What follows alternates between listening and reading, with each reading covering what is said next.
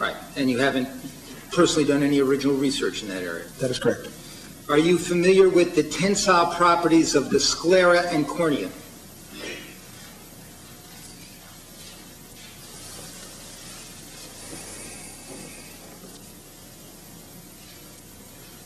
Only to a very small degree.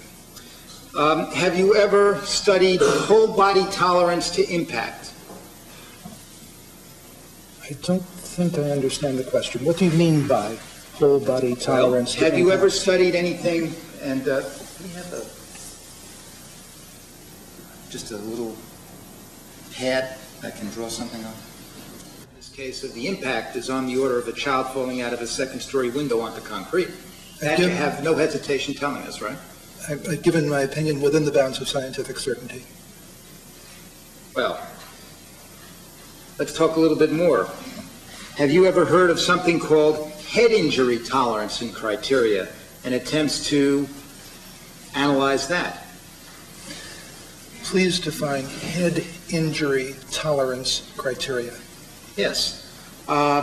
Analyses of how much load would be required to fracture, for example, different bones in the head.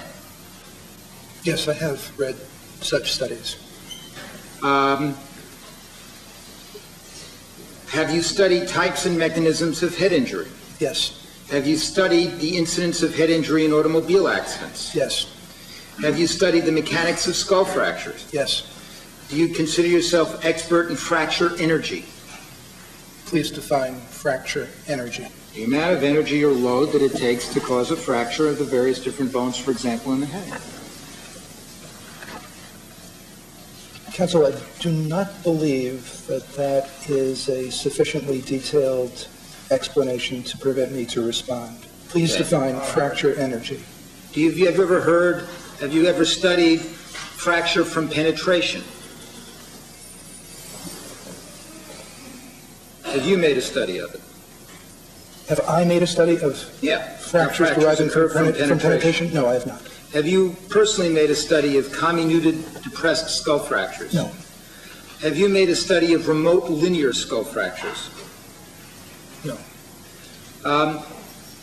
Have you made a study of skull fracture levels?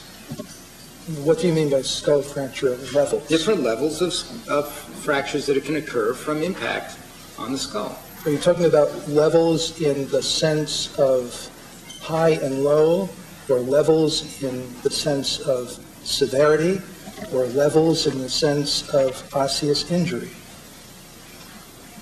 What kind of levels are you asking me about, counsel?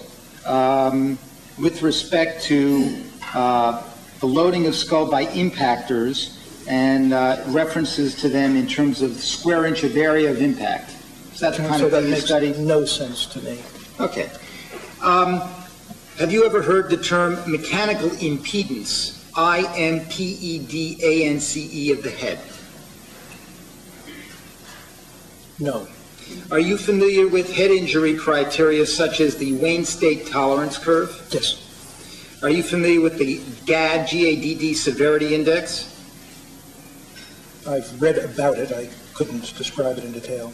Right. So, but that wouldn't be an area of your expertise? Definitely, this is not an area of my specialty expertise. All right. Have you ever heard of something called head injury criteria, HIC?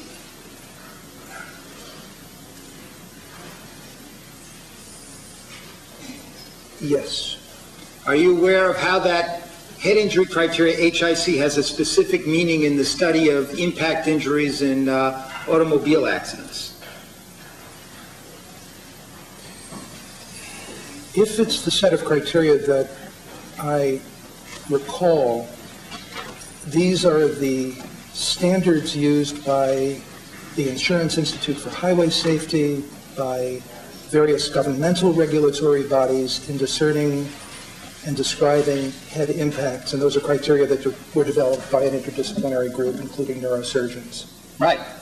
And do you know if Dr. Ayub Amaya had any role in developing these criteria? He may well have been one of the... It's a name you know, right? Yes, I'm familiar with his work. And Dr. Ayub Amaya was one of the first people that did research in the mechanisms involved in whiplash injury. Is that a question? Yeah. I'm not aware of that, no. Well, you're aware of his, you know Dr. John Caffey. Yes. And Dr. John Caffey is a pediatrician who wrote some of the early and most important papers in this whole area of injury to infants, whiplash injury to infants. Dr. Caffey is a radiologist, counsel. A radiologist, one of the people that wrote in this area? Yes, definitely. And are you aware of an article that he and Dr. Omaya wrote together describing whiplash injury in children many years ago?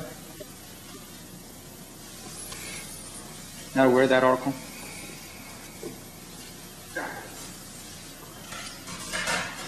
There was an article in the mid-'70s that Caffey wrote with other authors, and Omaya may have been one of them. Okay.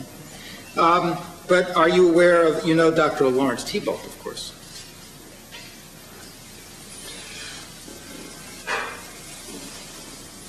Thibault, if I'm not mistaken, was a junior collaborator with Dr. Duhaime at University of Pennsylvania. The question is, do you recognize the name Dr. Thibault? Yes. Yes, sir.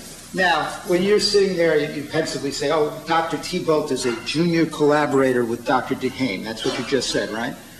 That was hard. That's exactly what I just testified. Right, okay. Now, you're aware, are you not, that the article by Duhaime and Thibault on so-called shaken baby impact has been discussed in this trial?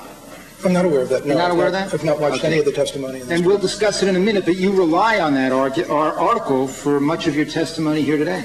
No, that's not so, counsel. Didn't you specifically rely on that article for your opinions with respect to shaking when you testified in the grand jury? I certainly mentioned the article in my grand jury testimony, if I recall correctly, just as when I addressed the jury before and explained in response to counsel's question the mechanism of the brain injury. The Duhaime study was the one in which the baby doll was fitted out with a hinge and a transducer. Now, you're really sure that Dr. Duhaime was the senior person and Dr. Thibault was the junior person in terms of this, the production of this article?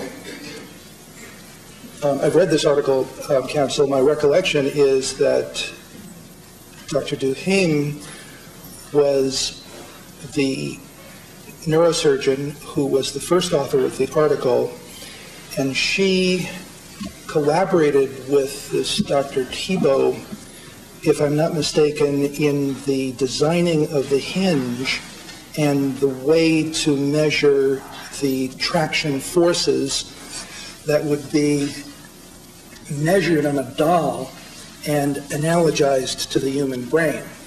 So Thibault, as I recall it anyway, was not a clinician with the experience of Dr. Duhaime, who formulated the questions and very provocative and interesting conclusions of that article.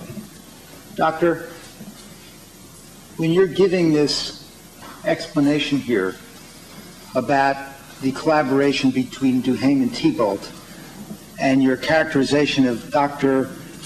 Thibault as the so-called junior collaborator, are you just speculating about that, or are you really testifying here on the basis of any true personal knowledge? Well, I am neither speculating nor testifying on the basis of true personal knowledge. I read this article with interest. This article is frequently brought up in discussions of shaken infants. The answer to my question is that you're not really testifying here then on the basis of your own personal knowledge of their collaboration, but just based on what you think must have been their relationship from your reading of the article.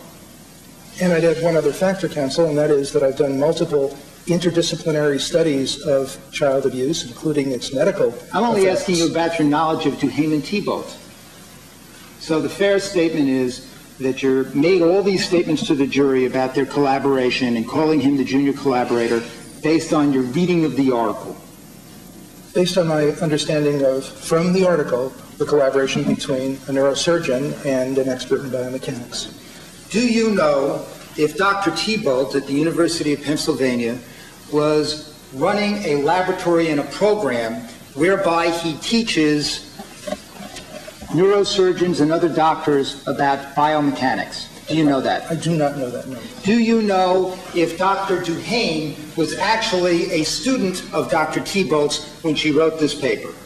I do not know that either. Do you know if Dr. Thibault and Dr. Duhane together went and evaluated a whole series of autopsies and records at the University of Pennsylvania in order to design this study? That's what they published in their article. All right. But if Dr. Thibault was in fact the teacher of the biomechanics and Dr. Duhane was taking this course from him, and this was her first paper, would that change your assessment as to whether or not Dr. Thibault was the, quote, junior collaborator? No. Okay. Do you believe it was Dr. Duhane or Dr. Thibault who had the primary input into designing the